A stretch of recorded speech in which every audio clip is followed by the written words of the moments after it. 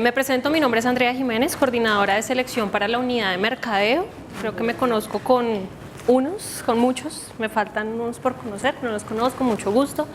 Voy a presentarles todo el proceso de selección y posteriormente viene Diana Evia con el proceso de contratación. Acá vamos a revisar obviamente lo que estaba hablando Jorge sobre el proceso de enlace, pero pues adicional a eso todo lo que tiene que ver con el proceso de selección. Y esto obviamente aplica para cualquier unidad de negocio, ya sea mercadeo, industria, financiero o comercial. ¿Listo? Yo estoy pues como el proceso de representación de las coordinadoras de selección del área de selección, ¿vale? Bueno, ¿cuál es el objetivo del proceso de selección? Específicamente es mantener, controlar, actualizar los procesos y procedimientos acordes a los perfiles solicitados, logrando el cubrimiento de vacantes tanto de procesos internos como externos. ¿A qué me refiero con los procesos internos? Los procesos internos de la compañía se manejan por medio del Headhunter, que también obviamente están los psicólogos de selección, y los procesos externos que tenemos con cada uno de los clientes con los que venimos trabajando y que ustedes ya tienen conocimiento. ¿Qué es la ficha técnica? La ficha técnica es el documento en el cual nosotros recolectamos toda la información referente al perfil de cargo. En la ficha técnica va lo que es salarios, horarios, qué exámenes médicos lleva cada uno de los candidatos, porque eso va de acuerdo obviamente al perfil de cargo, cuáles son las competencias que vamos a evaluar con cada uno de los candidatos de acuerdo a lo que requiere el cliente, qué documentos vamos a solicitar, cuántas referencias vamos a solicitar de cada uno de esos procesos, se maneja las ciudades, qué pruebas psicotécnicas se van a manejar de acuerdo también al perfil de cargo. Todo eso va a variar dependiendo los clientes, dependiendo las negociaciones que se tenga, porque todo esto va atado obviamente al acuerdo comercial que tienen con los directores comerciales. Y obviamente esta información toda se levanta con el cliente. Entonces siempre, normalmente en los acuerdos comerciales, cuando se hacen las reuniones iniciales, cuando hay un ingreso de un cliente, va el coordinador de selección, posiblemente el psicólogo de selección, que lo que hace es levantar esa información con el cliente, cómo quiere la persona. Entonces acá van las características especiales que quieren de un cliente. Voy a poner el ejemplo, Unilever Andina. Ellos tienen diferentes categorías para cada uno de sus perfiles. Entonces, por ejemplo, para la categoría de FAB, de Dove y de Pons, las características de la impulsadora cambian. La de Pons debe ser tipo protocolo, de una medida exacta, de un tallaje de pantalón exacto, con una experiencia exacta y con un manejo de productos faciales. Entonces, esta información va consignada obviamente en la ficha técnica y es la información que nosotros replicamos a nivel nacional y que se maneja en general cuando entra el negocio por cada una de las ciudades. Independientemente que entre por la ciudad de Bogotá o por la ciudad del negocio, el coordinador de selección o psicólogo de selección monta esta información y si va a ser un negocio a nivel nacional, se replica a nivel nacional la información y adicional a eso esta ficha técnica queda montada en enlace y queda montada en la intranet, donde obviamente un psicólogo de selección nuevo de un cliente puede entrar a consultar la ficha técnica de ese cliente. ¿Listo? El coordinador de selección junto con el psicólogo, cuando hay un inicio de negocio, va el director de negocio con el coordinador de selección para hacer el montaje de esa información. La actualización se está haciendo de acuerdo, por ejemplo, si hay algún cambio en algún cargo. Si por el psicólogo líder de la cuenta. Pero me imagino que es supervisado por el coordinador de selección. Aquí está todo lo referente como tal a cada uno de los cargos. Está cómo lo quieren, si es bachiller, técnico, estudiante universitario, cuánto tiempo requiere de experiencia, conocimientos específicos. Si es, por ejemplo, del canal, algunos clientes nos especifican que necesitan que tengan experiencia en canal TAT, en canal superetes o en grandes superficies. Está la información si requieren visita, estudio de seguridad, si es facturable o no. Acá, Marta, mira, acá sale si es facturable o no. Esta es la ficha técnica actualizada. Están las funciones básicas, el canal al que pertenece, y más arriba está el tema de las pruebas psicotécnicas, que son las negociadas con cada uno de los clientes. En esos casos, por ejemplo, hay muchos clientes que hoy en día están exigiendo la libreta militar. Nosotros lo dejamos obviamente documentado porque es negociación con el cliente. Sin embargo, por ley, nosotros no podemos pedir libreta militar porque eso sería negar el derecho al trabajo. Pero obviamente hay clientes que sí nos solicitan que la gente tenga la libreta militar. ¿Por qué? Pues porque obviamente si se llevan a la persona a prestar servicio militar, el cliente tiene que asumir la responsabilidad de pagar toda la seguridad social mientras la persona esté prestando todo el tiempo de servicio militar. Esta ficha técnica pasa a áreas de soporte como son el call center, validación documental y contratación. El call center porque ahí saben cuántas referencias van a hacer por proceso, validación documental, qué documentos voy a pedir de acuerdo al cliente, de acuerdo a la negociación, y contratación porque van a saber qué exámenes médicos son los que deben aplicar para ese cliente que está negociado. Bueno, requerimiento, que esto pues obviamente ya lo estaban viendo también con Jorge, toda requisición debe estar soportada por una solicitud del cliente. Hay negocios que son por outsourcing donde obviamente la vacante cuando se genera inmediatamente se debe cubrir. Sin embargo, obviamente debe estar soportado por algún caso la novedad de retiro del candidato para yo poder cubrir la vacante. ¿Listo? El ejecutivo de cuenta debe hacer el cargue de requerimiento en enlace el mismo día que llega la solicitud. Hoy en día, ¿y por qué se está exigiendo como tal? Para no tener inconvenientes, que llega el proceso de la contratación, no tenemos la requisición y adicional a eso porque los indicadores de selección se estaban viendo afectados. Hoy en día la realidad de los indicadores no se estaba dando. ¿Por qué? Porque la requisición se montaba en el mismo momento en que el candidato iba a firmar contrato. Es decir, la persona ingresa con fecha de mañana, la requisición la monté hoy y pues el indicador de selección es que yo cumplí al 100%. Porque cumplí en menor tiempo de la solicitud, de los 3 días. En menos de un día cubrí la requisición. Entonces, por eso es la necesidad de que la requisición quede montada el mismo día que se hace la solicitud por parte del cliente. Una vez cargada en enlace, le llega la notificación a selección, y aquí es importante porque creo que lo hablé ayer con Milena, le llega la notificación del cargue de requerimiento. Obviamente hay unos psicólogos que están asociados a los clientes, pero en estos momentos la notificación del requerimiento, de que quedó creado el requerimiento, le llega absolutamente a todos los psicólogos. O sea, es decir, a mí como coordinadora me llega el cargue de requerimientos de todos los procesos a nivel nacional.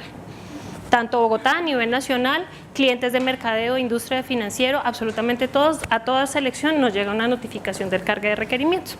Por eso hoy en día, ¿qué están haciendo los ejecutivos? Cuando les llega el requerimiento por parte del cliente, reenvían junto con el pantallazo el número de la requisición, y creo que es mucho más fácil de manejar que entrar a buscar la requisición que montaron hace 3 días del cliente, sino que de una vez pegan el pantallazo y envían el número de la requisición al psicólogo. Pasamos a la fase de reclutamiento después de que queda consignada la requisición en enlace. De acuerdo al cargo y al perfil solicitado, que fue lo que les mostró Jorge en enlace, el psicólogo revisa los candidatos disponibles obviamente para el cargo. ¿Qué pasa en este proceso? Y acá nosotros también, ¿qué estamos tratando de hacer? Es utilizar la gente que ya ha venido trabajando con nosotros. Eso nos evita un reproceso de tener que pedir nuevamente toda la documentación, porque es un candidato que ya tuvo un contrato, ya tuvo una anterior validación, una anterior referenciación y un anterior proceso de pruebas psicotécnicas. Revisamos obviamente los candidatos que han registrado su hoja de vida en la página de acción. En estos momentos, y Jorge lo mostró, nosotros tenemos la página de empleos en acción, que la idea es que sea una página muy similar y competencia del empleo.com, donde se hacen obviamente la publicación de ofertas y la gente aplica las ofertas que nosotros tenemos. Se hace la validación con el reclutador externo y obviamente se aplica también la vacante a las redes sociales que tenemos obviamente activas en estos momentos. Dependiendo del perfil y dependiendo del proceso y del cliente, según la necesidad o según el volumen que se requiera, se hacen procesos de reclutamiento externos, volanteos, perifoneos, convocatorias abiertas en alcaldías, convocatorias con centros de educación, dependiendo obviamente del perfil de cargo. Después de hacer el barrido por el proceso de enlace, bases de reclutamiento tanto internas como externas, el psicólogo envía al call center la base de datos de los candidatos a citar para que obviamente el call center realice la citación, la confirmación del día en que se deben presentar, con qué psicólogos se deben presentar y obviamente a qué vacantes se están aplicando. Y el call center siempre envía la retroalimentación a la persona que envió la base, ya sea el psicólogo, sea el reclutador, de cuántos candidatos quedaron citados, a cuántos no les interesa, cuántos ya están trabajando, cuántos no cumplen con el perfil y el total de la base que fue enviada por el psicólogo o el reclutador. Aquí va como tal lo que me preguntaban de los reingresos. Siempre se pide documentación para los reingresos.